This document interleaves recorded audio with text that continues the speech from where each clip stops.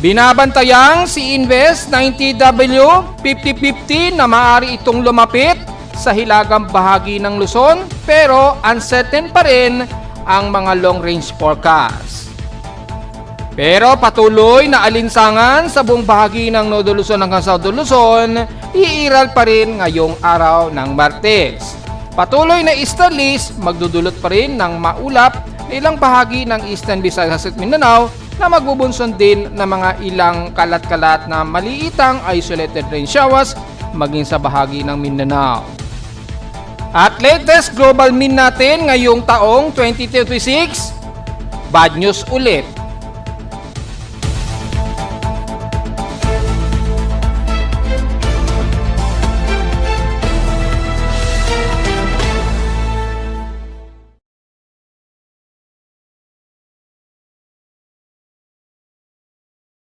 Hello, good morning mga folks. Welcome po muli sa ating Daily Weather Bulletin at Analysis para sa araw ng Martes, April 7, 2026. Ang oras natin ang ating voice prompt ngayong umaga ay 10:42 na ng umaga. Patuloy na mainit ang ating temperatura at asahan pa rin ang maalinsangan sa iba't ibang bahagi ng Northern hanggang South Luzon po yan. So damay po ang Central Luzon na naman at bandang Metro Manila at South Luzon sa patuloy na makakaranas tayo ng mainit at maaraw na panahon maghapon. Pero ang parte ng Visayas, may kakaranas sila ng mga ilang partly cloudy and some mostly cloudy, lalo na sa ilang bahagi ng silangan ng Eastern Visayas at Mindanao na nagbubunsod ng mga ilang kalat-kalat na pag-ulan maging dyan sa Eastern Visayas at Eastern Mindanao, which is nagkaroon nga po ng ilang mga light to some moderate rain showers sa may bandang hinatuan nga po since kahapon. At pakikita natin sa ating Doppler radar imagery, so far wala pa rin detect tayo na makakapal na kaulapan dito sa parte ng Luzon. So wala tayong masyadong komento. Lightning strikes umiral lamang bandang kagabi at malalayo naman dito sa amin sa Caloocan. At sa ngayon, 0 lightning strikes po tayo. Wala namang so far na nadedetect tayo na panibagong mga aktibong lightning strikes. So diretso agad tayo sa ating current conditions sa overcast. Medyo windy tayo, gloomy at few clouds ang umiiral ngayon sa amin sa Caloocan. At meron tayong sustained wind na 22.8 km per hour ngayon. So medyo malakas-lakas ang bugso o ihip ng hangin natin ngayon. Pero ang bugso ay bahagya ding malakas-lakas, pumapalo sa 48.3 km per hour. So medyo windy tayo ha. Well, epekto lamang yan ng easterly trade wind po. At patuloy pa rin yung subtropical ridge sa northeastern Luzon. Subtropical ridge or ridge of high pressure area, iisa lamang po yan mga folks ha. Internationally kasi ang tawag nila dyan, yung ridge of high pressure area dito sa itaas, tinatawag nilang subtropical ridge. Kasi pag sinabing subtropical, medyo pa-northern hemisphere kasi yung location. So tinatawag nila itong subtropical ridge. Pero pareho lamang yan sa binabanggit natin na ridge of high pressure area. Yan. Mas malinaw kasi, medyo mas malinaw din kasi pag sinabing ridge of high pressure area. High pressure area ang tinutukoy. Internationally kasi pag sinabing subtropical ridge, hindi specified kung high pressure area ba yan or ridge ba yan ng cold front o frontal system. So medyo confusing siya. Hindi kagaya ng binabanggit natin o ni Pag-asa pag sinabing ridge of high pressure area, malinaw na clear skies po yun sa area na apektado ng ridge of high pressure area o subtropical ridge. So malinaw po yan ha. So bukod sa current conditions natin na overcast, gloomy, few clouds din tayo. At sa ating lowest temperature na naitala na weather station kaninang 5:47 AM, nakapagtala kami ng lowest of 26 degrees Celsius pa rin, almost stationary. Kahapon, balik sa pinakamataas na 36.2 degrees Celsius ang highest air temperature namin kahapon ito ng hapon at 3:28 PM. Ibig sabihin lamang yan ay mapakataas pa rin ang aming heat index. Pinakamataas yan, mabot pa rin sa 47.1 degrees Celsius ang highest heat index na namin. So kahapon ang naka-record na kami ng kauna-unahang pinakamataas na heat index ngayong buwan ng ng April. Yan, ng April pala. So yun, pinakamataas na po ito na heat index. So dahil mataas na po yung heat index natin, pwede nating silipin ngayon yung ating almanac sa ating init factor. Yan, as of 10:16 AM, meron na tayong 42 degrees Celsius na danger level na heat index. Ano, taas na kagad. So, maalinsangan. Pero pagdating sa forecast, nasa 34 degrees Celsius lang daw ang magiging heat index sa ngayon. Yan, makikita natin dito, nasa 34 degrees lang daw. So, napakalayo dun sa actual natin na reading ng ating weather station. Well, dito, mababa rin yung outside humidity. So, ibig sabihin, hot dry po ang ating panahon po. Malinaw yan. Pero base dito, ay ang heat index dahil mababa, wala pang aabot sa 40 degrees Celsius. So, sa ibang bahagi naman ng lugar ng bansa natin, tingnan natin kung tumataas, lalo na sa may bandang Tugigaraw ha. Double check natin, tumataas na yung temperatura nila ng husto dyan. Sa Tugigaraw ay pinakamataas lang sa kanila, mga 37 degrees Celsius eh. So, wala pa rin forecast sa kanila. Bandang Santiago, Isabela, double check din natin, mababa. So, wala pang accurate na heat index forecast ang ECMWF. Sa bandang Pangasinan naman ay pinakamataas, 35 degrees Celsius. At walang nakikitaan din na aabot sa 40 o mahigit sa 40 degrees Celsius. Sa bandang Tarlac naman, mukhang wala ring aabot sa 40 degrees Celsius. So, mukhang mababa pa rin yung forecast ha. Yan. Sa bahagi naman ng Batangas, pinakamataas 37 degrees Celsius lang eh. So, medyo hindi pa accurate yung forecast nito ni ECMWF. Sa San Jose, Occidental Mindoro naman ay pinakamataas 35 degrees Celsius. So, mababa rin. Hindi rin maabot ng 40 degrees Celsius. So, hindi pa totally nagtutugma yung forecast ng ECMWF compared dun sa actual reading ng ating aparato. Wala naman sa automatic weather station si Pag-asa nationwide na naka-data feed sa ating webpage. Ang pinaka-highest index sa ngayon, except yung La Trinidad, medyo sira yata yung nasa La Trinidad Benguet. Yan, kasi ang lamig-lamig tapos 50 degrees Celsius. So, medyo sira po yan. Ang disregard natin ng Benguet at ang nanguna sa ngayon, ang pinakamataas ang Leyte sa Tacloban, 42 degrees Celsius. At Davao sa Mati. At sa Bati sa Davao Oriental na may 42 degrees Celsius. Pinaka-highest po yan. Then, pagdating sa highest temperature naman, except La Trinidad, sira po yan. Ang Mati sa Davao Oriental na may 34.6 degrees Celsius na actual reading ng temperatura nila. Highest temperature po yan. So, sa highest index, ang Tacloban at Mati ang may pinakamataas. Pumapalo sa 42 degrees Celsius po. Lumalabas ay magkapareho kami ngayon dito sa Caloocan at may 42 degrees Celsius din na heat index as of 10:16 a.m. Dito naman mga 9 o'clock kay Tacloban at 10 o'clock naman kay Mati sa Davao Oriental. So magkakatugma ang aming heat index sa ngayon. So tugma-tugma siya. Yan. Sa La Trinidad Benguet kasi sira yung kanilang aparato. So mukhang hindi maganda yung kinalalabasan ng kanilang aparato. Sana maayos po yan lalo na sa may bandang La Trinidad Benguet. So, diretso agad tayo sa ating page in past 24 hours. Nangunguna ang San Jose Occidental Mindoro na may 37 degrees Celsius. Grabing init ha. Sa San Jose Occidental Mindoro na may 37.4 degrees Celsius. Pinakamataas yan. Halos pangalawa lamang kami sa Caloocan na may 36.2 degrees Celsius na outside air temperature. Grabe init sa San Jose Occidental Mindoro.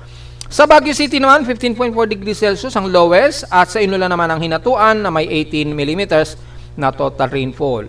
Sa maximum sustained wind naman ay ang Guian Eastern Samar na may 16.2 kilometers per hour pa rin. Puro bandang Eastern Samar ang may pinakamataas na average wind speed po. Sa amin sa Caloocan, pumapalo ng 13.8 kilometers per hour. So mukhang mas mataas pa rin sa may bandang Guian Eastern Samar. Yan. Malakas ang bugso niya. Well, bandang baybay na dagat na kasi yan sa may bandang Eastern Samar. So, asahan lang natin talaga na malakas ang bugso ng hangin dyan, kadalasan. Kasi sa baybayin po kasi. Pero pagdating sa highest air temperature, grabe ang San Jose. Pumalo sa 37.4 degrees Celsius ha. Pumapangalawa lamang kami sa Caloocan na may highest air temperature. Pagdating naman sa outside humidity ay 71% ang aming hygro dito. At bumaba ito ng 3% since last hour. Mataas ang atmospheric pressure natin at 1,010 hectopascals. Steady ito since last hour. So moderate pa rin ang ating air quality at 71 index. Magmas po sa mga sensitibong mga baga at ang high tide low tide status natin ay pa-high tide na po. So again aabot yan sa 1 meters ang taas ng sea level. Ingat na lamang po sa mga maliligo po ha. Dahil napabalitaan natin kahapon, may nadisgrasya daw, muntik na daw mamalunod. Buti, naligtas kagad yung lalaki. Di umano'y lasing daw siya nung ito'y maligo sa dagat. Na wala siyang kaalam-alam na during high tide siguro yan nang siya ay sumisid sa dagat. So hindi niya siguro namalayan ay napakalalim na pala kaagad nung kanyang napuntahan. Dahil sa epekto po ng high tide ay sumobra ang taas ng level ng dagat. Kaya halos muntik na itong malunod kahapon. At may nababalita na tayo na may mga wildfires so hindi tayo nagkukulang sa paalaala. Pakibantayin po yung CBI. High danger level natin na sa ngayon mababa pa naman. Pero once na nagmo-moderate na yan, medyo warning na po yan, maging alisto na po tayo sa mga paligid natin, lalo na sa mga highly combusted area na madaling kumalat ang apoy. Sa ngayon, mataas pa naman o moderate ang ating outside humidity. So medyo hindi tayo dryer niyan sa ngayon. Baka mamayang hapon po muli ay bumaba yan.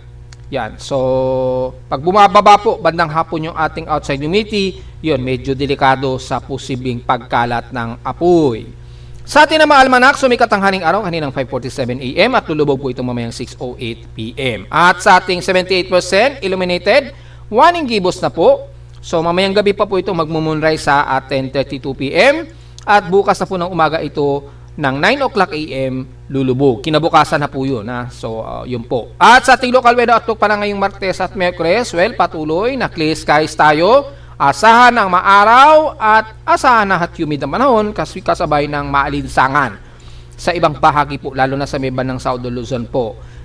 At klaro po ang ating paligid hanggang bukas ng Miyerkules. So, wala tayong inaasahan na forecast ng uulanin dito sa Luzon o sa Metro Manila.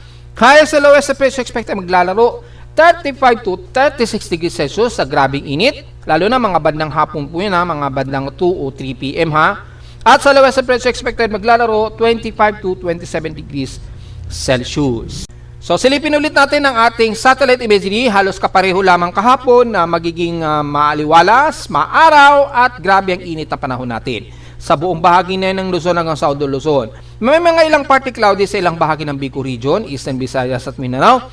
Pero maninipis lang na mga ilang partly cloudy lamang ito, kabilang na ang bandang Cebu, Negros Region at Panay. Pero patuloy ang matinding sikat ng araw dyan. Expected na mas mataas ang inyong alinsangan at heat index just in case lang po tumaas.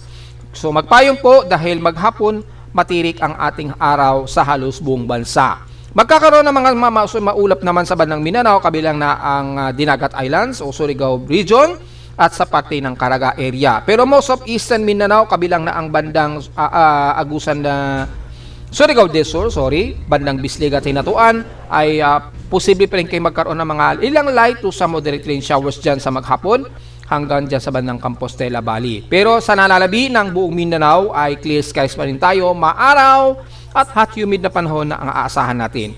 Yan, may mga party, so some mostly cloudy pa rin silang bahagi ng Davao Region, kabilang na ang bandang Cotabato at Davao del Sur. Yan, magiging partly cloudy dito sa mostly cloudy tayo dyan, kabilang na ang Zamboanga Peninsula, especially dito sa Mindanao Misamis Occidental at ilang bahagi nga po sa ibabang bahagi ng Zamboanga Sibugay. Pero generally, fairly weather tayo dyan, maaraw at hot humid pa rin ang panahon natin, kagaya lang din sa ilang bahagi ng Bisaya. So ingat po mga folks, huwag masyadong magbibila dahil patuloy na makakaranas tayo ng halos maabot sa 36 degrees Celsius na outside air temperature natin. Lalo na't bandang hapon ay nagiging mas dry po tayo dahil patuloy pa rin ang subtropical ridge o ridge of high pressure area dito pa rin sa bahagi po ng Northern Luzon.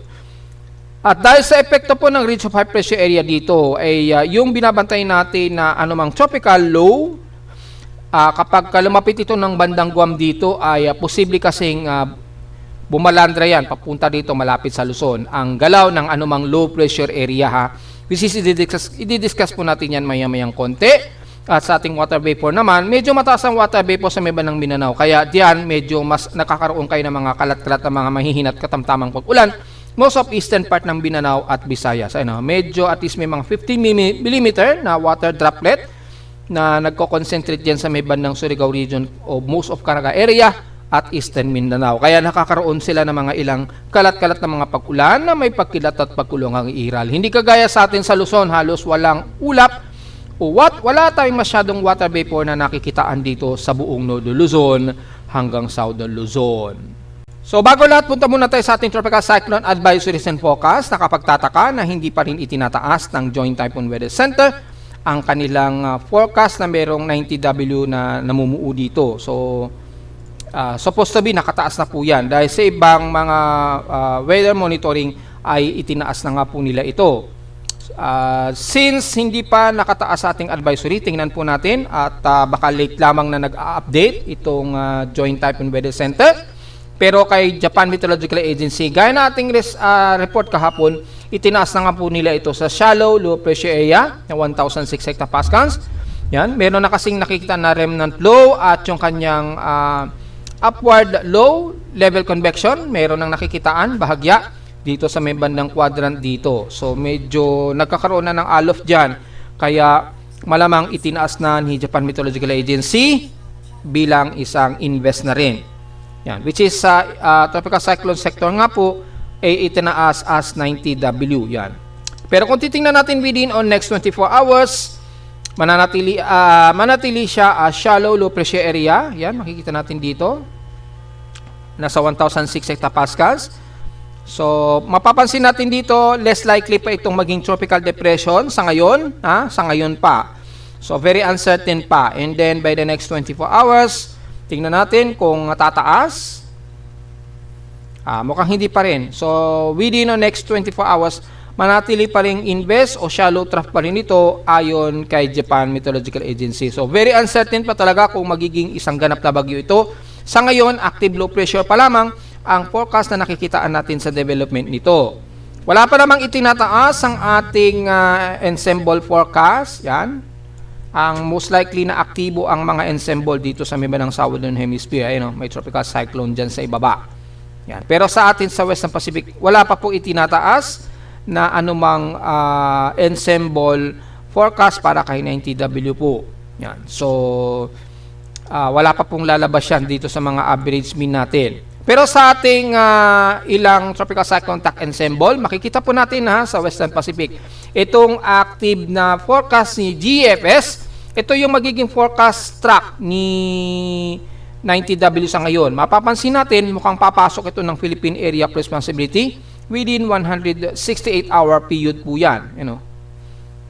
So, maaari itong makapasok ng PAR, pero mapapansin natin, may potential itong maging tropical cyclone na talaga o ganap na bagyo. So, since nakataas kay GFS na magiging isang candidate of tropical cyclone ito, yan, kung masusunod po yan at nakapasok ng PAR at naging tropical depression, papasok talaga ang pangalang Kaloy sa ipapangalan natin dito. Pero again, hindi pa po ito final dahil hindi pa po magkakatugma ang kanilang long-range forecast. Sa ngayon, yan pa lamang yung ipinapakita ni GFS sa ensemble niya. Yan.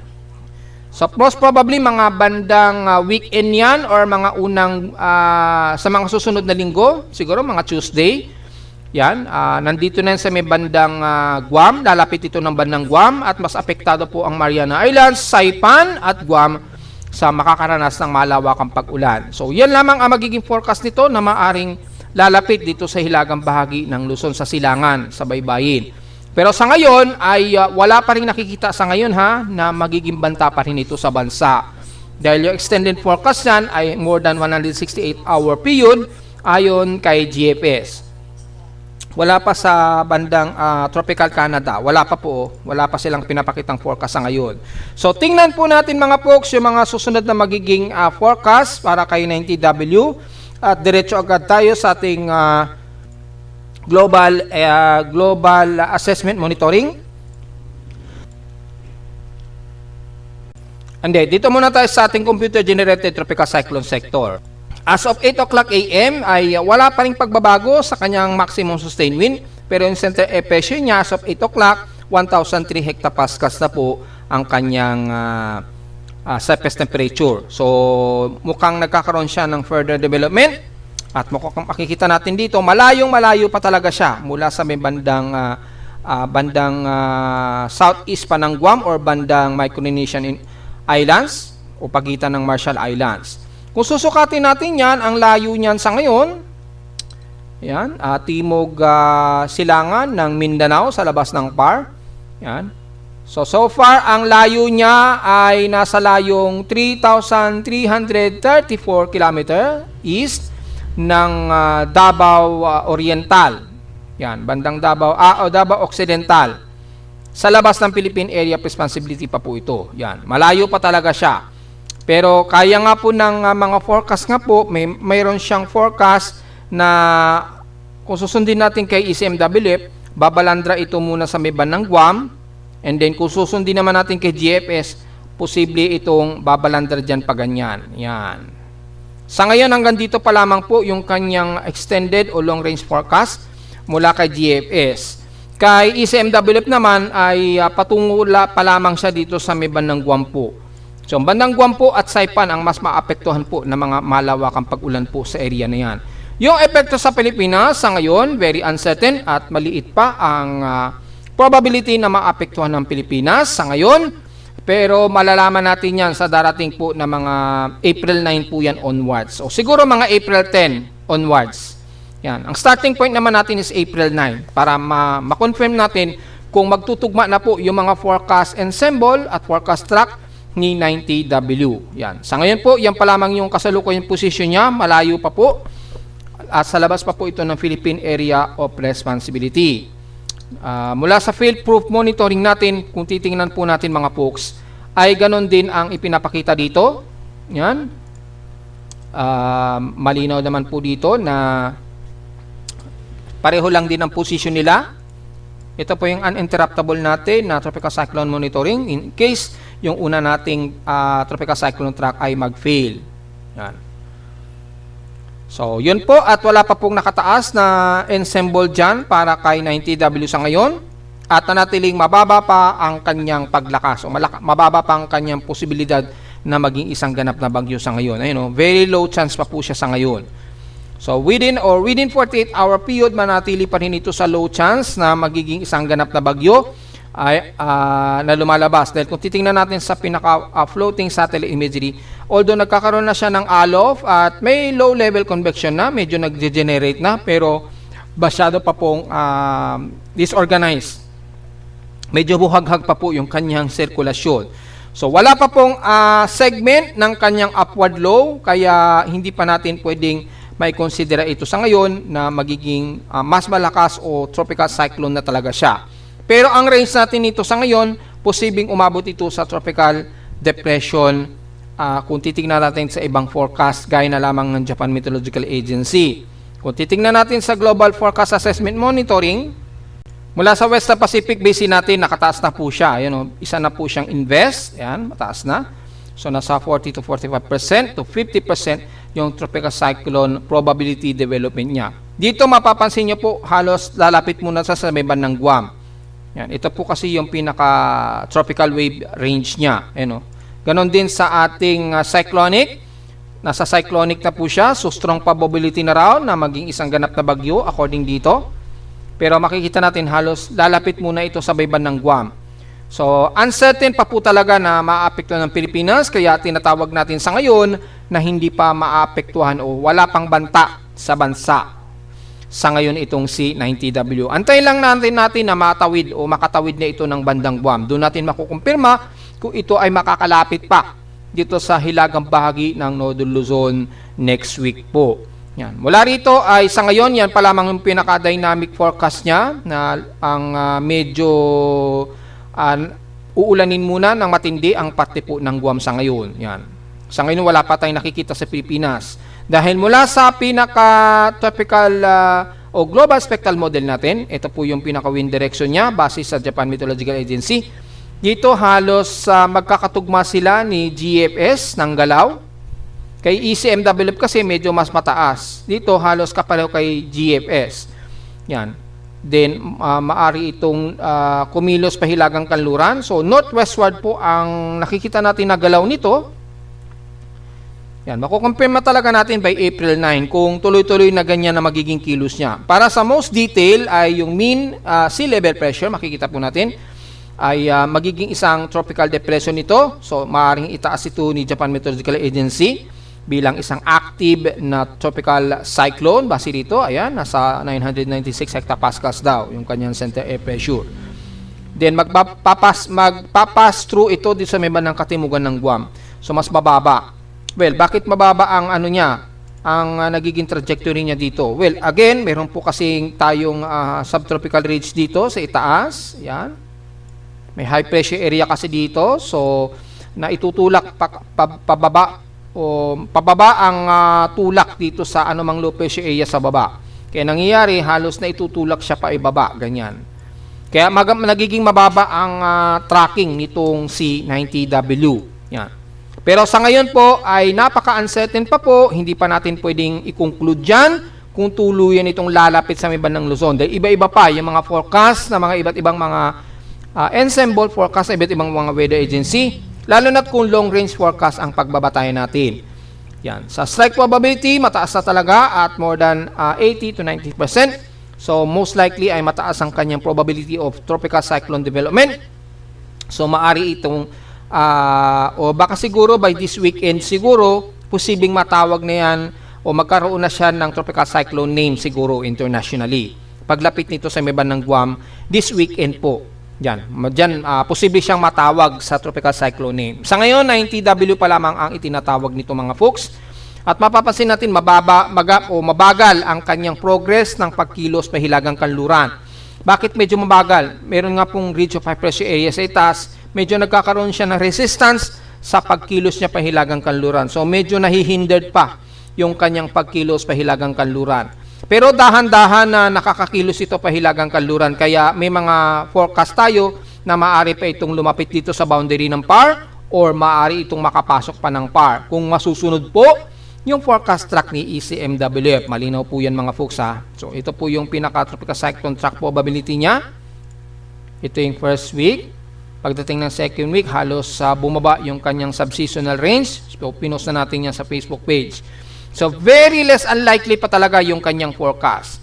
At wala naman sa mga computer models, ayan, makikita natin, aggressive yung kay GFS. Kumikilos ito pa northwestward, halos banda lalapit dito sa mga ng northern Luzon o northeastern Luzon. Ano. Pero dito makikita natin isa na itong tropical cyclone. Mas aggressive yung forecast niya. Makakatawid pa ito ng PAR, ng Guam. Pagdating po ng, ay post natin ha. Yan. Tatawid siya ng Guam mga bandang April 11 or April 12. Yan, mga April 11 to April 12. Makakarapit na ito sa may bandang Guam. So, April 11 o 12, mga weekend na po ito, mga bandang Sabado o Linggo siguro. Yan, malalaman natin. And then, tatawid dito ng Guam, pagdating po ng April 13, Lunes po yan. Dito, malalaman talaga natin kung ito ba ay dire-diretso. Babalandra ba ito dito sa malapit sa Luzon, ganyan. Or mas mataas ang magiging kilos niya, pag ganyan. So, very uncertain pa po. Hindi pa natin talaga pwedeng i-conclude kung ano pa ang magiging pagkilos nitong si 90W sa ngayon. Yan. Very less likely o very uncertain pa po talaga yung magiging forecast niya. Dahil kung titingnan natin kay ECMWF, dito halos mahina pa yung further development niya. At dito, mas malapit siya sa Guam na kumikilos pahilagang kanluran. Yan, dito po. Mas ano siya. Mas northward po ang kilos niya o north-northwestward, lalapit siya sa may bandang Guam. Hindi kagaya kay GFS na mas ano siya, mas mababa ang galaw niya. So between ECMWF at GFS ay magkaiba po o medyo magkaiba pa po sila ng forecast. Kaya very less likely pa po talaga itong makaapekto sa bansa sa ngayon. Magkakaroon lang tayo ng further forecast analysis niyan siguro bago siguro mag-weekend or sa darating na April 9 po onwards. Yan. Diyan natin talaga medyo makukumpirma. Sa ngayon, medyo uncertain pa talaga na magiging development nito dahil hindi pa magkakatugma si GFS at ECMWF. Yan. Ang medyo nagkakaroon lang ng pagtugma base dito sa forecast ni Japan Meteorological Agency ay halos magkatugma sila ni GFS at Japan Meteorological Agency. So, mataas ang probability niya at 50% yung forecast ni GFS at Japan Meteorological Agency sa ngayon. Yan. Kaya obserbahan pa natin ito and further, Kaya sa mga nagtatanong o sa may mga nagsasabing tatama daw ito sa Northern Luzon, again, posible po mangyari yan, pero hindi pa na natin yan makukonclude o mapafinalize sa ngayon. Maaring biglang magbago yan sa pagdating ng April 9 o baka biglang sumunod dito sa forecast track ni ECMWF. So, hindi pa natin talaga pwedeng i-conclude sa ngayon na constant ito ilalapit ng Northeastern Luzon. Tingnan muna natin maigi pagdating mga bandang April 9 po onwards para mas sigurado tayo dahil nagkakaroon pa ng hindering sa forecast nitong si 90W. Yan. Ganon din na lumalabas sa ICON at GEM. Yan. Ito halos kapareho kay ECMWF, kay ICON. Kay GEM naman halos ganon din. Medyo tugma sila ni ECMWF. Yan. Pero pa-northwestward din ang kilos niya. Pagdating dito sa Guam, bigla itong kakanluran. So parang naghalo yung forecast ni ECMWF at GFS dito kay ICON o kay GEM. So hindi pa masyado fix yung kanilang mga forecast. Medyo nagkakaiba pa po sila ng kanilang forecast track. Pero yung magiging bagyo ba itong ganap? Well, masasabi natin ay nasa 50-50 ang tsansa. Pero ang pagbabase natin kay Japan Meteorological Agency, yes, pwede na itong mag-isang ganap na bagyo bilang tropical depression. Dahil dito nagkaroon na siya ng mas mababang atmospheric pressure pagdating ng April 10 to 12. Yan, mga April 10 to 12 ay totally bumaba na siya sa 1,000 hectopascals o mas mababa pa na maikukonsider na ni Japan Meteorological Agency bilang tropical depression po. So, sa nagtatanong, magiging ganap na bagyo ba ito? Yes, maaari po. Bago siguro makatawid ng Guam, maaaring matawag niyan sa international name. Pero hanggang tropical depression pa lamang ang pwede pa nating masabi sa forecast ni 90W. So, yun po para malinaw yan mga folks. At update tayo sa ating global mean yung ating annual global mean temperature. May lumabas na po kasi na data for 2026. At bad news po muli dahil kung last year, 2025, nasa 1.43 degrees Celsius po yung ating global temperature na naidagdag. Pero pagdating po ng ngayong 2026, bumalik po uli sa nasa pinaka-boundary pa rin ng warning limit natin na 1.5 degrees Celsius po. Sa ngayon kay Berkeley pa lamang ito at wala pa pong latest kay NOAA. Yan, i-remove natin si Berkeley at Hadcots. Ayan, 2025 pa lamang po kay NOAA. Yan. Kay Berkeley meron na po, 1.5 degrees Celsius po. So mukhang bad news po ito dahil nanatiling mataas pa rin ang init ng ating temperatura globally. Kaya patuloy pa rin sana na ipanukala sa United Nations ay bawas-bawasan po ang paggamit masyado ng ating mga coal o yung combusted coal po sa ating atmosphere po. Kasi patuloy pa rin na tumataas ang ating temperatura sa himpapawid at nakakapeligro pa rin ito sa ating ozone layer. At patuloy pa rin ang greenhouse effect niyan. Hanggat nandyan pa rin siya sa pinaka-warning limit na 1.5 degrees Celsius. So yun po hindi po maganda itong balita na to. Very bad news pa rin po itong may tuturing. So sana po ay magawan sana po ng resolution po sana ito na mapababa pa natin ito dahil yung ating mga monthly global temperature naman kasi natin bumababa naman siya. Kaya lang hindi pa po ganun kasapat dahil maliliitan pa lamang yung ibinababa. Mga 0.2 lang, ganun, mga 0.50, yan, kagaya nito, nung February, mga 0.51, so maliit lamang binababa, hindi pa totally malakihan ang pagbaba. Kaya hindi pa rin natin pwedeng i-celebrate ang pagbaba niyan dahil gaya nga po nito ngayong taon ay balik sa 1.5 degrees Celsius ang global temperature natin. Hindi po yun maganda dahil nasa boiling point level pa rin yan pag nagkataon. Samantala sa ulat lindol, well, bagamat may mga seismic noise pero natural noise yan, wala naman tayo na-detect na medyo malakas-lakas na mga pagyanig sa ngayon. Hindi kagaya po kahapon na nagkaroon nga po ng magnitude 5.9 sa may bandang Sarangani. At mula naman sa data feed ni PBOX mula kaninang madaling araw, so far ay marami ang mga cluster na naman dumadami na naman yung cluster earthquake dyan sa may bandang Bogo, Cebu. Nagkaroon nga po ng isang malakas na magnitude 5 dyan kahapon. Dito sa may bandang timog silangan ng Tindog, yan, ng Tabogon. Dito yung measurement ko Kay P-Box, nasa may bandang San Isidro siya. Ayan o halos 10 kilometers southeast ito ng Bogo, City of Bogo. Yan, ito yon. So malapit lang halos sa may bandang Cebu. So dumadami na naman yung clustered earthquake sa paligid po ng Bogo, Cebu ha. Kung susukatin natin o bibilangin natin ng paligid na yan, nasa total of 13 earthquakes po ang umiiral dyan. Yan. So dumadami na naman yung mga ilang clustered earthquakes sa paligid ng Bogo.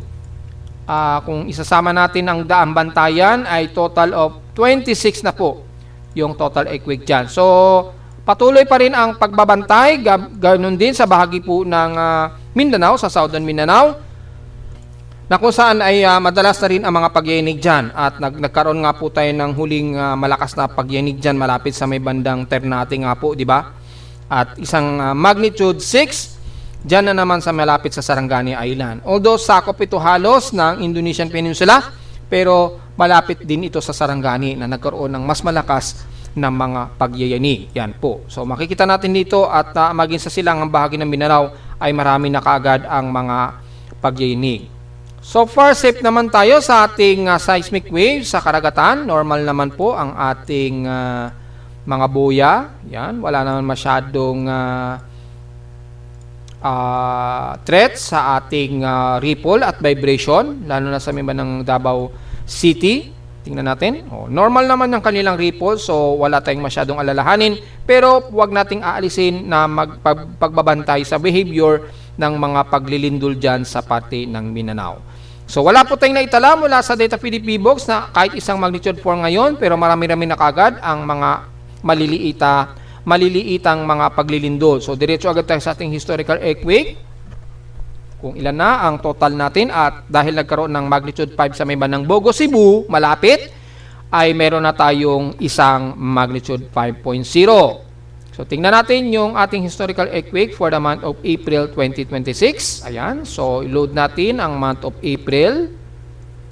So total earthquakes na natin ngayon is 242 total earthquakes. 236 dito is magnitude 2.0 pataas, tatlong magnitude 4. Meron na tayong isang magnitude 5, nagkaroon nga po ng magnitude 5 plus dyan sa may bandang Bogo, Cebu. At isang magnitude 6 at isa ring magnitude 7.0, which is sobrang layo naman ito, which is sakop ito ng bandang Indonesian Peninsula or Molucca Sea. Pero pinasok kasi sa bilang yan ni P-Box, so susundin natin ang pagbibilang. So nasa 242 na po yung total earthquakes natin at meron tayong isang magnitude 7.0 na naitala. Yan. Ang pinakamalapit lang sa kalupan ng bansa itong isang magnitude 6 at yung isang magnitude 5 na malakas na lindol. So lalo po tayong mag-iingat po, lalo na sa katimugan ng bansa. Yung clustered po nito sa paligid po ng bandang Mindanao ay halos 62 na po sa may bandang Silangan mula Surigao del Sur hanggang Davao Oriental. 62 na po yung total earthquakes. Sa bandang Luzon naman, may 23 na po sa paligid ng Ilocos Norte. Mukhang madami namin na rin kagad ha.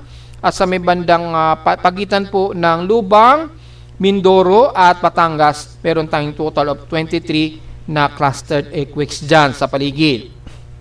Patuloy pa rin ang pagbabantay at pag-obserba sa behavior ng pagyayinig dyan mga folks. At narito naman ang ating 3-day to the weather forecast para sa araw ng Martes, April 7, 2026.